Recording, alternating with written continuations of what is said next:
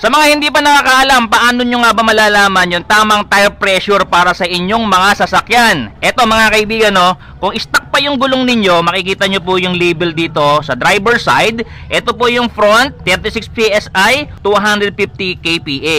Sa rear naman, 36 PSI or 250 kPa. Yan po ay kung Toyota Wigo po yung inyong sasakyan at kung standard or yung stock pa pong gulong yung nakakabit ninyo. Pero kung sa akin, hindi na, iba na po yan. Mas makapal na po ng konti or mas mataba na po ng konti yung gulong ko rito. Pero paano mo nga ba ma-maintain yung tire pressure mo? Dapat meron kang ganito.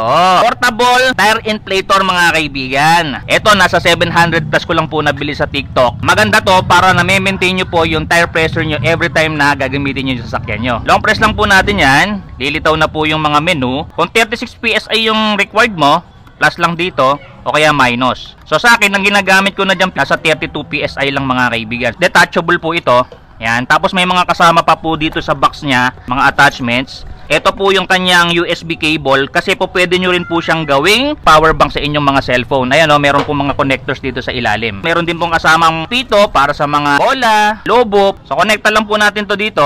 Ang maganda dito, automatic na po niyang i-detect kung ano na po yung tigas ng gulong mo. So katulad yan, 28 PSI yung gulong ko mga kaibigan. Ang gagawin ko dyan, 32 PSI para medyo matigas ng konti. Tapos i-start lang po natin. Yan.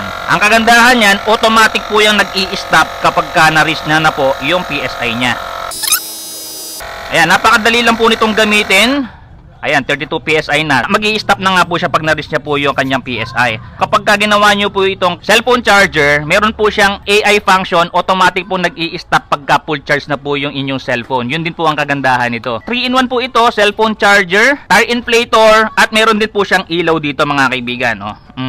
May flash pa. So sa ating may mga sasakyan, motor, e-bike, kailangan natin to mga kaibigan. Kaya kung gusto nyo rin ito, share ko na lang yung link nito dyan sa yellow basket natin. Feel free to check out and see you on my next video. Bye bye.